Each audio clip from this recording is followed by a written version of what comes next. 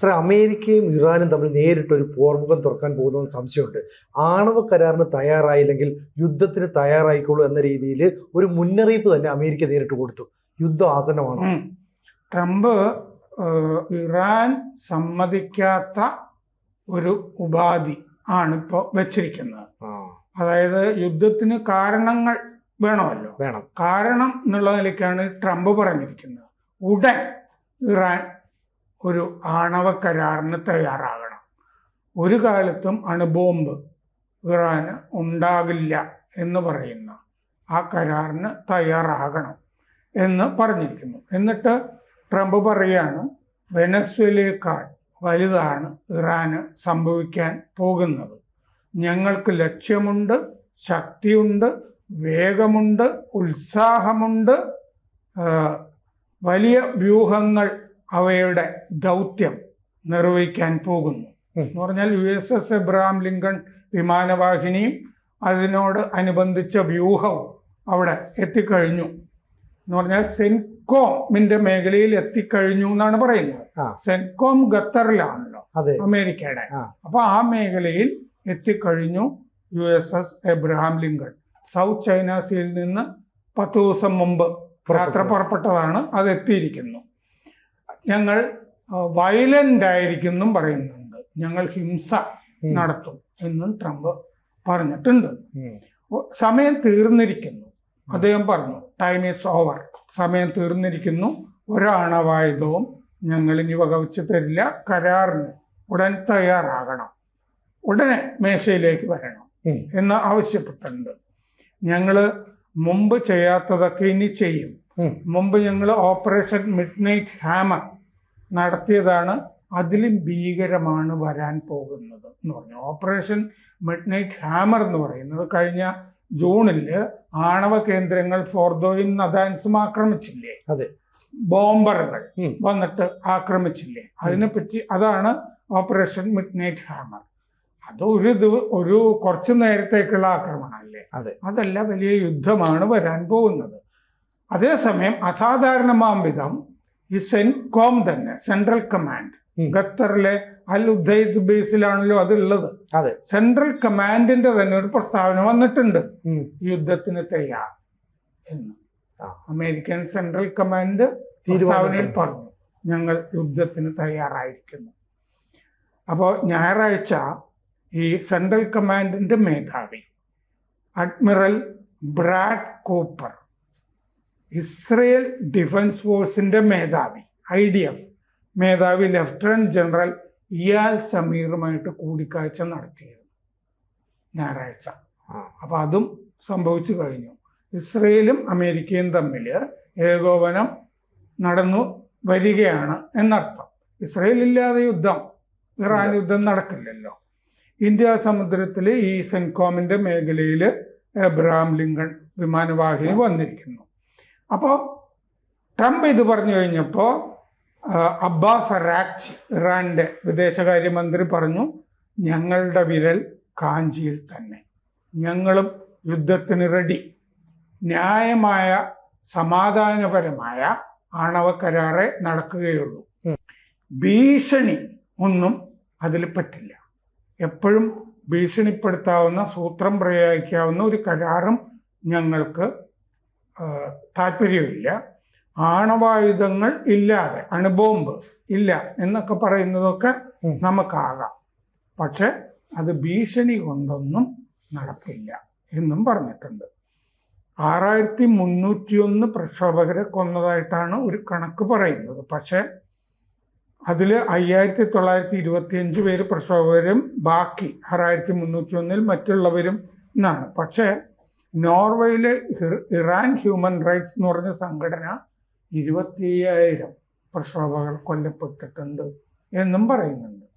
അപ്പോ യുദ്ധത്തിന് 2 ഭാഗവും തയ്യാറായി നിൽക്കുന്നു. അപ്പൊ USS എബ്രഹാം ലിങ്കണിൽ ഗൈഡഡ് മിസൈൽ ഡിസ്ട്രോയേഴ്സ് ഉണ്ട്, പിന്നെ അറ്റാക്ക് സബ്മറൈനുകൾ, അന്തർവാഹിനികളുണ്ട്. അപ്പോൾ ഇവ എത്തി, ഇത് ട്രാക്കിങ്ങിലില്ല ഇപ്പോൾ USS Abraham Lincoln. Transponder switch off ചെയ്യുന്നത് കൊണ്ടാണ് എവിടെയാണ് നാം കണ്ടെത്താൻ പ്രയാസമാണ്. ഇപ്പോൾ അത് ഇന്നടത്താണെന്ന് അമേരിക്ക പറയുന്നു, സെൻകോം പറയുന്നു. അതല്ലാതെ ട്രാക്കിങ്ങിൽ ഇല്ല.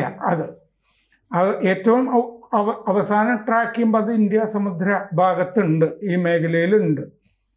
ഇതിന് F-15E സ്ട്രൈക്ക് ഈഗിൾ വിമാനങ്ങൾ ഉണ്ട്. 2024 ഏപ്രിലിൽ ഇറാൻ ഇസ്രയേലിനെ ആക്രമിക്കുമ്പോൾ അത് തടഞ്ഞ സ്ക്വാഡ്രൺ F-15E വിമാന സ്ക്വാഡ്രൺ അത് തന്നെയാണ് ഇപ്പൊ രംഗത്ത് എത്തിയിരിക്കുന്നത് ആക്രമണത്തിന് വേണ്ടി. പിന്നെ സെൻകോമില് 494 എക്സ്പീഡീഷണറി ഫൈറ്റർ സ്ക്വാഡ്രൺ ജൂണിൽ ആക്രമണം നടത്തിയ അതേ ഫൈറ്റർ സ്ക്വാഡ്രൺ ഈ അബ്രഹാം ലിങ്കണില് വിമാനവാഹിനിയിലുണ്ട്. KC-134 ഏരിയൽ റീഫ്യൂവലേഴ്സ്, അതായത് ഇന്ധന ടാങ്കറുകൾ, ഇന്ധന വിമാനങ്ങൾ, ആകാശത്ത് വെച്ച് തന്നെ യുദ്ധവിമാനങ്ങൾക്ക് ഇന്ധനം നിറയ്ക്കുന്ന ഇന്ധന റീഫ്യൂവലിംഗ് വിമാനങ്ങൾ എത്തിക്കഴിഞ്ഞു. അപ്പോൾ ഇസ്രയേലിലും ഖത്തറിലും താഡ് പാട്രിയറ്റ് മിസൈൽ സിസ്റ്റങ്ങളുണ്ടല്ലോ, മിസൈലിനെയൊക്കെ തകർക്കാനുള്ള, അതുമൊക്കെ വിന്യസിച്ചിരിക്കുന്നു. ഈ 3 കാര്യങ്ങൾ യുദ്ധത്തിന് റെഡി ആയി എന്നുള്ളതിൻ്റെ തെളിവാണ്. അത് ഇറാന്റെ സേനാവിന്യാസമൊക്കെ പൂർത്തീകരിച്ചിട്ടുണ്ട് അവര്. അപ്പോൾ വാൾ സ്ട്രീറ്റ് ജേണൽ പറയുന്ന F-13B2 ബോംബറുകൾ ഇതുവരെ മേഖലയിലേക്ക് എത്തിയിട്ടില്ല. അപ്പോൾ സിംഗിൾ സ്ട്രൈക്ക് ആവില്ല എന്നുള്ളതാണ് അതിൻ്റെ അർത്ഥം. ഒറ്റ സ്ട്രൈക്ക് ആണെങ്കിൽ ബോംബറുകൾ വന്നാൽ മതി, അതല്ല എന്നുള്ളതാണ്. അപ്പോൾ ആദ്യം മുന്നറിയിപ്പ് ആക്രമണങ്ങൾ, പിന്നെ നയതന്ത്രം, അടുത്തത് കരയുദ്ധം. വെനസ്വേല പോലെയല്ല, അങ്ങനെ ആയിരിക്കും. മിസൈലുകൾ, ഡ്രോണുകൾ, ലോജിസ്റ്റിക്സ്, കമാൻഡ് ഒക്കെ തയ്യാറാണ്. ആണവ കേന്ദ്രങ്ങളും ആക്രമിക്കാൻ സാധ്യതയുണ്ട്. F-15E, F-35C, F-A-18 ഇതൊക്കെ എബ്രഹാം ലിങ്കൺ എന്ന് പറഞ്ഞ വിമാനവാഹിനിയിലുണ്ട്. അയൽ രാജ്യങ്ങളുമായിട്ടുള്ള ഏകോപനങ്ങളൊക്കെ നടക്കുന്നുണ്ട്. സൗദി, മറ്റേ UAE അവരുടെ വ്യോമമേഖല തുറന്നു കൊടുക്കില്ല എന്ന് പറഞ്ഞിട്ടുണ്ട്. പക്ഷെ ഖത്തറിലുണ്ടല്ലോ, ഇസ്രയേലിലുണ്ട്, ബഹ്റൈനിലുണ്ട്, 8 ഗൾഫിൽ 8 താവളങ്ങളുണ്ട്. അമേരിക്കയ്ക്ക് 2 താവളങ്ങളല്ലേ കൊടുക്കില്ല എന്ന് പറഞ്ഞിട്ടുള്ളത്. ഇറാൻ അമേരിക്കയുടെ അസറ്റുകൾ ഈ മേഖലയിലൊക്കെ ആക്രമിക്കും എന്ന് വ്യക്തമാക്കിയിട്ടുണ്ട്. അപ്പോൾ ആക്സിസ് ഓഫ് റെസിസ്റ്റൻസ് എന്ന് പറയുന്ന സംഭവം ഇറാനുണ്ട്. എന്ന് പറഞ്ഞാൽ ഹിസ്ബുല്ല, ഇറാഖിലെ മിലിഷ്യ, ഹൂത്തികൾ, പ്രതിരോധത്തിന് ഇവരൊക്കെ റെഡിയാണ് ഇറാന് വേണ്ടി ആക്രമിക്കാൻ. പിന്നെ ഹോർമോസ് കടലിടുക്ക് പലതവണ ഭീഷണിപ്പെടുത്തിയിട്ടുണ്ട്, അടയ്ക്കുന്നു. തവണ അടച്ചു കഴിഞ്ഞാൽ ആഗോള ഈ എണ്ണ നീക്കത്തിനെ ബാധിക്കും. ഇന്ത്യയെ ഉൾപ്പെടെയുള്ള രാജ്യങ്ങളൊക്കെ ബാധിക്കും. ഇസ്രയേൽ അയൺ ഡോം, ആരോ ഇതൊക്കെ റെഡിയാക്കി വെച്ചിട്ടുണ്ട്. ഇതാണ് അവസ്ഥ. സാർ, എത്രയോ കാലമായിട്ട് ഇറാൻ ആണവായുധം ആയുധായുധം നിർമ്മിക്കാൻ വേണ്ടിയിട്ട് യുറേനിയം സമ്പുഷ്ടീകരിച്ചുകൊണ്ടിരിക്കുന്നത് പൂർണ്ണതയിലെത്തിയില്ല. 60% എത്തി. ഇനി അത് നിർത്തിവെക്കണം, ഇതൊക്കെയാണ് പറയുന്നത്. പക്ഷെ അന്നും ആയത്തുള്ള അലി ഖമനേയി പറഞ്ഞത് ഞങ്ങളുടെ കയ്യിൽ ആയുധം നിർമ്മിക്കാൻ ആവശ്യമായ യുറേനിയം ഉണ്ടെന്നൊക്കെയാണ്. ഈ അമേരിക്ക ഇപ്പോൾ ഇത്തരം ഒരു ഭീഷണിയായിട്ട് വരുമ്പോൾ ശരിക്കും ഇറാൻ്റെ കയ്യിൽ ആണവായുധം ഉണ്ടാകുമോ?